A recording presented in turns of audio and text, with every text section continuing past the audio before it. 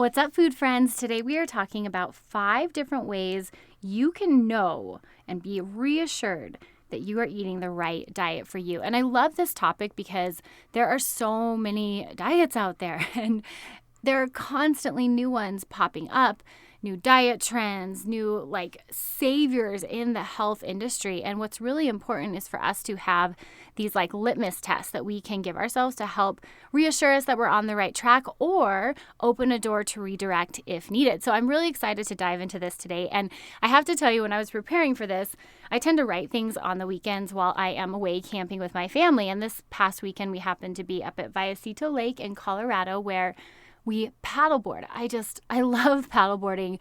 I think it has officially replaced my love for snowboarding.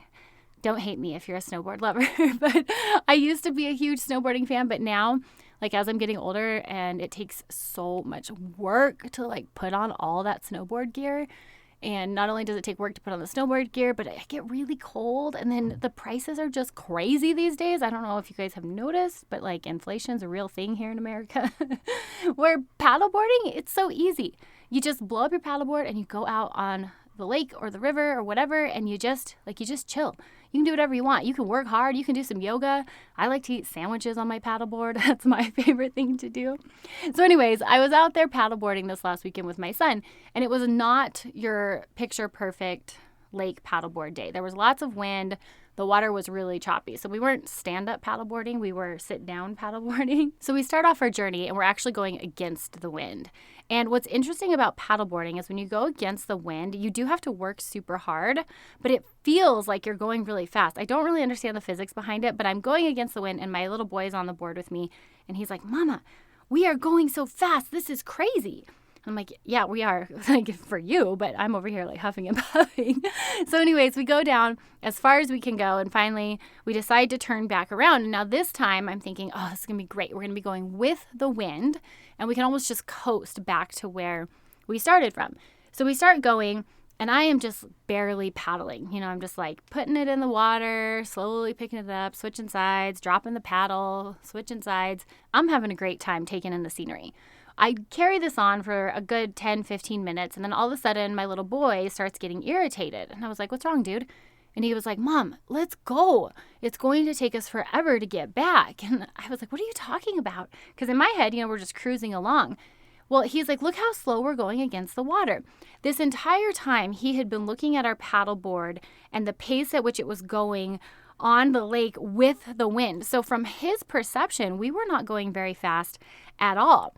I told him to pick his head up and look at the shore. I said, "Hey, dude, check out our reference point. Look where we started and look how close we are to getting back to our camp." And all of a sudden he was like, "Oh my gosh, how did we get here so fast?" He was completely blown away because he had had his eyes right there on the path the whole time. And you know what? It really got me thinking. Our health journey is very much like paddleboarding with or against the wind. When you are going against the wind, you have to work super, super hard. And then you look up against the shore and you see that you haven't actually gotten that far considering how much effort you have put in. And I think when we're in our health journey and we're fighting against our body and our biomechanics, it's the same thing. We're exhausted. We're pushing our body. We're doing things that feel like a lot of work because it is. And we're fighting against our body, not getting very far. Now, on the flip side, when we're working with our body or when I'm paddleboarding with the wind, it's just easy. And I might look down and look at my pace with the water thinking I'm not getting very far very fast. But as soon as I look up and check that reference point, I have traveled so much farther than I thought I did. And I see that with people who finally figure out how to eat in alignment with their body. They suddenly discover that while there has to be intention and focus for a period, it's actually not nearly as hard as they thought it would be. And those efforts that they put in take them a lot farther along in their health journey because they're working with their body. I absolutely love it when I'm working with clients and they have that same moment like my son had where they look up in their journey. They've been so focused on the day-to-day. They've been looking down at the board and their water. They've been looking down at their daily habits, their routines, the step-by-step process. And then all of a sudden they pick their head up and they look at where they are in their health journey compared to where they used to be and looking forward to where they want to go. And they're like, I have traveled so much farther than I ever thought I would. And you know what? It wasn't quite as hard as I thought it was going to be. It's a really cool place to be, and I want you guys to be here. So I'm going to be breaking down 5 ways to know if you are eating the diet that's right for you and your body, because I want you guys traveling with ease, both on a paddleboard and on your health journey. Super excited for this one. Before we dive in, as we're talking through these things, if you guys find yourself wanting to dive in deeper and make this change today, I want to let you know I have a few options going on right now. So Food Foundations is up and ready for you. If you are someone that really needs to lay and realign your foundational relationship with food, you need to get introduced to your biofeedback mechanisms, how your body responds to food, maybe ditch some of the diet culture hangups that you've been carrying along the way. Friends, Food Foundations is perfect for you. It's going to be a blueprint to walk you through this. You get my ebook on beat body bullying in there for free, and every single person gets a customized fuel plan that will be specific to your needs and your goals. If you are thinking, Jess, I've done a lot of the foundational work, or maybe you've already taken Food Foundations and you're really at that place in your journey where you're like, what is next? How do I start to tie this empowered eating journey all together? How do I take my definition of health, my healed relationship with food, and get back to some of these targeted goals that I want to work towards without going back to diet culture? Friends, I'm so excited. I will be kicking off Next Level Nutrition, which is a 10-week live group mastermind where we will be meeting weekly to take your nutrition to the next level. This program is going to hit on the details of nutrition, how to balance your intake, how to customize it based on your own biofeedback, how to track so that you don't go back to diet culture, but you're still looking at the progress that you make along the way. We're going to dive into gut health, cycle syncing. All of it is going to be wrapped up in a pretty bow with you guys, and we're doing it live. Like, it just doesn't get any better than that. I will be in your ear every single week encouraging you along the way. I have been hosting groups for years, but this is the first time I'm offering it in the virtual space. So because of that, the price is cheap, and space is really limited because I want to make this an intimate group so that I can get to know each and every one of you on an awesome level and really help you take your nutrition to the next level. If you're interested in applying, please head over jessbrownrd.com/next level nutrition. You can find all the deets on the program and apply right there. And if you're just joining us and you're like, I don't even know, Jess, where to start, friends, just go download my free guide to empowered eating, jessbrownrd.com. It's going to get you started. No matter how I am in your corner supporting you, I am honored and grateful to be here, and I pray this blesses you guys. All right, let's go ahead and dive into today's episode on how to know if you are eating the right diet for you, aka paddleboarding with the wind.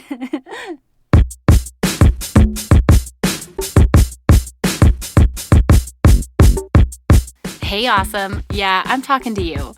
I know you're ready to stop falling into diet culture traps and finally put together a realistic plan on how to boost your energy. You might feel stuck because you can't quite kick the chocolate habit. The whole body love thing isn't getting the job done. Or maybe you're at an impasse because you are pushing it in the gym, but you can't figure out how and what to eat. How many times have you Googled best diet and found that the latest trend has failed you? Hey girl, I'm Jess.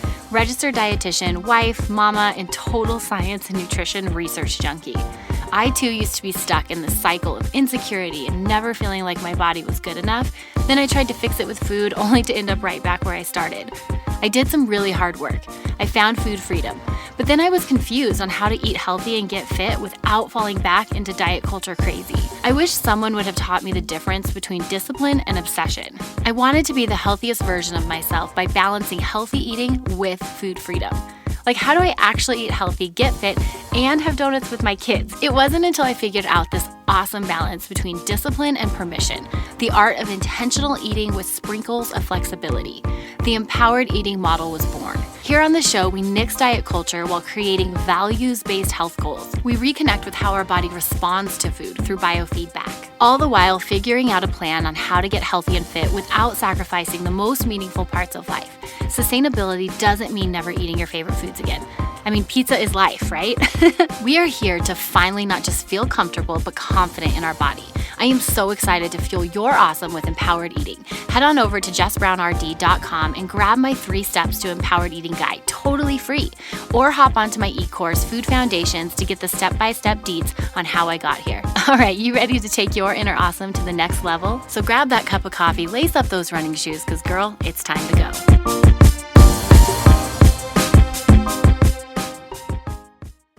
All right, friends, we are diving into 5 ways to know if you are eating the right diet for you. These are going to be your litmus tests to decide if you are on the right track or you might need to redirect. Now, the first 3 have to do with biofeedback. If you guys have been listening to me, you've heard me say this word. It's a key cornerstone in the empowered eating blueprint. Biofeedback is your body's communication to you about what's going on. And here's the thing about biofeedback. It's not going to be awesome all the time. Like sometimes we're going to get negative or unpleasant messages from our body saying that was not a good choice. That is not something I want you to do again. Now, if you receive that message, I want you guys to know right here, right now, that's okay. That's part of it. Like we need that no answer sometimes. And just because we get that doesn't mean you failed. You did something wrong. That's a lot of the diet culture stuff creeping back in. That's a lot of the lies creeping back in that you're supposed to eat perfectly, which is just crazy. We're not supposed to do anything perfect. So when we're talking about biofeedback, I want you to know that positive and negative biofeedback is information that can be used and help us to move forward, making better decisions about how to take care of our body. Oh, and one more note on that. Biofeedback is something that is so important to learn to listen to because our health and our body's response to food and exercise is going to change with time and age and circumstance. And so to think that we are always going to get the same answer or positive reinforcement is just ludicrous. It's nincompoopery. That's my kid's favorite words because it has poop in it. It's nincompoop. We have to learn how to read biofeedback and take the good with the bad, the positive with the negative, and adapt and adjust along the way. Okay, so one of the first areas of biofeedback that I love to talk about and visit with women is evaluating our menstrual cycles. If we are eating in alignment with what our body needs and there's no external health diagnoses or hormonal imbalances, we should be having regular ovulatory menstrual cycles. This is one of the first things that gets thrown off when our intake is off, our blood sugar is not where it ideally needs to be. We're eating too much, not enough. We're having spikes in our blood sugar. We're not sleeping well. There is a myriad of reasons this can be off. So while the reason or the origin may be multifaceted and unique to each individual, across the board, this is a really clear sign as to whether or not we are nutritionally sound. Now, obviously, this is only applicable to those that are pre-menopause or pre-perimenopause. If you're in the latter category, what is important to note is that when our cycles are changing or our hormones are changing, our nutritional needs change as well. When we start to shift and have that hormonal shift, things like protein and calcium become more important in our diet. So it's a good time to reevaluate and look at what our body needs. So while the biofeedback marker might be different depending on where you are in the life cycle, our cycle or lack thereof or inconsistency or transitions, they can all be points of reference for us to reevaluate and learn more about what our body needs because our body's talking to us. It's changing. Something is different than it was before, and so it makes sense that our nutritional needs might need to be modified.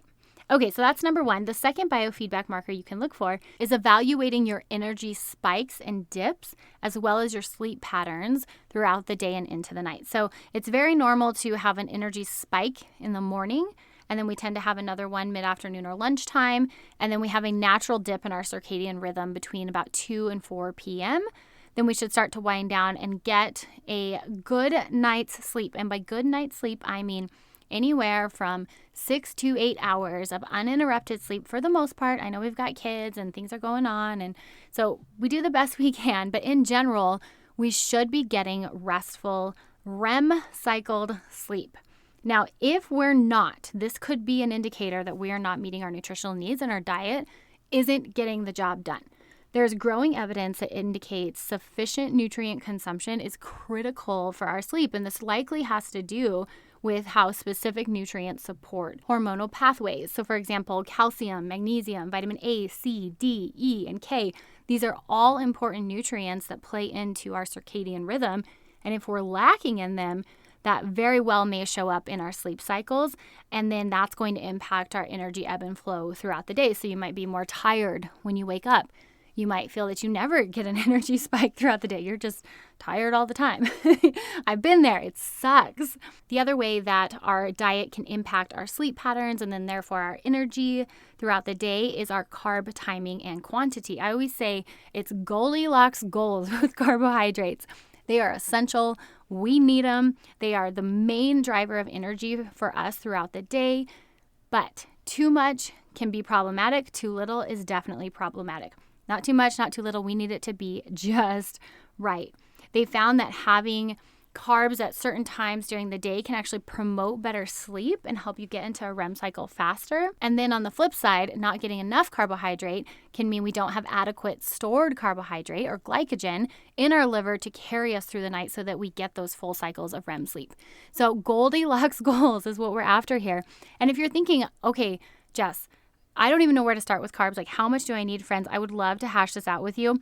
We do work through this in Food Foundations, or you can always snag a Fuel Plan Power Hour with me where we walk through this together and set you up with a fuel plan customized to your needs. All right, and the third biofeedback marker that I want to share with you guys today, and I arguably would say this is your number one, is looking at your number two. That's right, friends. I'm talking about the poop report. Having healthy bowel movements means you are eating food that your body is not reacting to. There's no inflammation happening within the gut. You have maximum nutrient absorption. This is going to support mental health, your mood, like the list goes on and on and on. But here's how you know if you have a healthy gut function. You should be having between 1 to 2 snake-shaped bowel movements per day. You should be able to hold your bowels for a short period of time after you feel the urge to go. So you're not like my little boy that's like, Mama, I got to go right now and I have to find a bathroom, go to a gas station. No, like you should be able to hold it till you get home.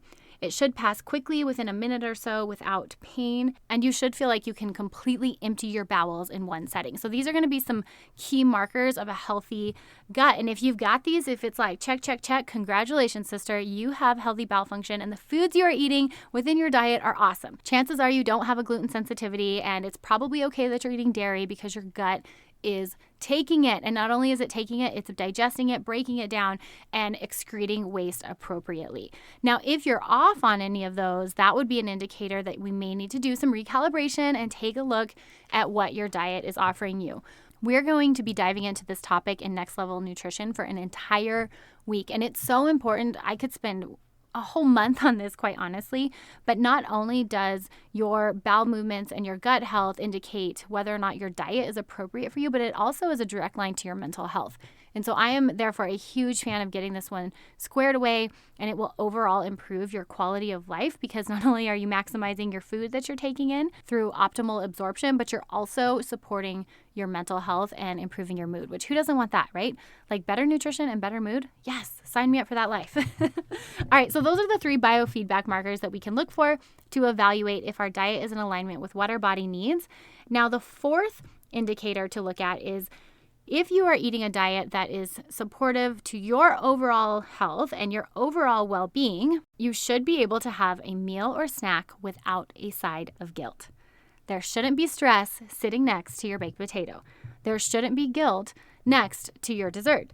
There should not be anxiety sitting next to eating out while you're out with your friends. Friends, this is such a crucial piece of the Empowered Eating program because learning to fuel your body with healthy, energizing, solid, whole foods is really important. And at the same time, we have to factor in the social elements of food. We have to factor in that people connect around food and our values, our family, our mission, what we're here on earth and being called to do means that we can't be so hyper obsessive about this food, and we have to know how to be flexible.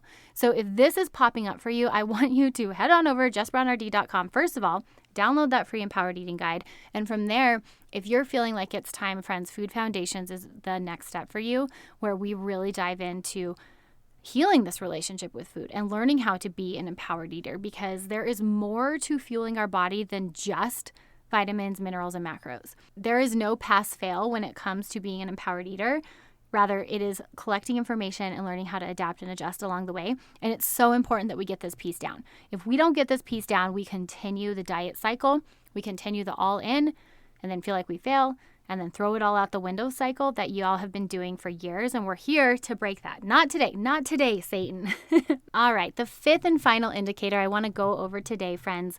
If you are eating the right diet for you and you're eating a food style, a food pattern that is in alignment with your values, your biofeedback, and nutrition knowledge, this is the empowered eating way. You will know because you are able to balance discipline and intentional eating with sprinkles of flexibility and grace.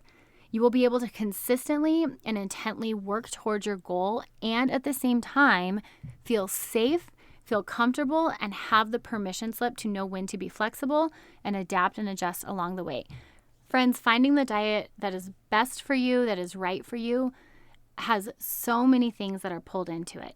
It has to first and foremost have your values at the root of it. It can't be motivated by diet culture, by obtaining the perfect ideal, whatever that is now. It used to be skinny, now it's strong. Sometimes it's just being young. All of that will fade. Instead, we have to have our health aligned with what we value at our core, our family, our faith, our purpose, what we can offer this world. From there, we start to add in foods that our body, through biofeedback, confirms are the best choices for us, and then filtering all the nutrition knowledge that you hear on this podcast, other podcasts, on social media, filtering that through your biofeedback and your values, your two filters to be an empowered eater. Like I said, we are more than minerals, macros, and micronutrients. Friends, we are emotional and complex human beings that, while I can respect and I can totally appreciate, believe me, I'm a dietitian, there is an importance for intentional eating and understanding nutrition and how to fuel your body. At the same time, we have to balance with the understanding that it's not always about that, right? There's a bigger purpose here at play. So you will know you're eating the right diet if you can find this balance and you can feel empowered in your food choices. You feel you have the discernment to navigate your day without stress. And friends, you can get here. This is where I live now, and I tell you right now, I will never go back. I mean, every once in a while I'm tempted because I think like, oh, maybe I could be a little bit more cut, or maybe I could finally lose that last bit of baby weight that I still have never lost. Maybe I can do those things. And then I think, yeah, but at what cost? I have to put it against the backdrop of my values and know that I am willing to put the energy and effort in. Absolutely. I'm going to be the healthiest version of myself. But at some point when I pursue those to too far of a degree, I'm not the healthiest version of myself, and it's becoming an obsession and an idol, and that's not what I'm here for. So it's a really delicate balance, and everybody is going to be a little bit different on this front, but you'll know when you feel peace. One of my favorite verses is the fruit of the Spirit is peace, joy, and love, and that to me says that when we're doing it right, we will feel peace. It doesn't mean we're always going to get it right, but we will be able to navigate the situations, the ebbs and flows of energy, the biofeedback, the positive and the negative. We're going to be able to navigate it with peace because we've got our faith in something bigger. Friends, I hope these 5 points of reference are litmus tests that you can use to evaluate your diet today. And if you're finding that some of it might be off, I would love to be in your corner. You can find all my resources at jessbrownrd.com. As for today, I'm wishing you all a normal hormone cycle, good sleep, healthy pooping, meals without a side of stress, and a balance of discipline and permission kind of day. Until next time, my friends, cheers and happy eating. Thank you so much for joining me today. I hope it strengthened your food journey and empowered you to live boldly in your body. Real quick, sister, before you go, if you liked today's episode, the best way you can thank me is head on over to iTunes, Fuel Her Awesome Podcast, leave a review and subscribe. Then take a screenshot and share it on your social media. Don't forget to tag me at JessBrownRD. And if you're looking for more resources, be sure to check out my website, JessBrownRD.com. I've got info on my e-course, Fuel Her Awesome Food Foundations, my 10-step ebook on how to beat body bullying, and so much more. I cannot wait to chat with you babes again. Until next time, cheers and happy eating.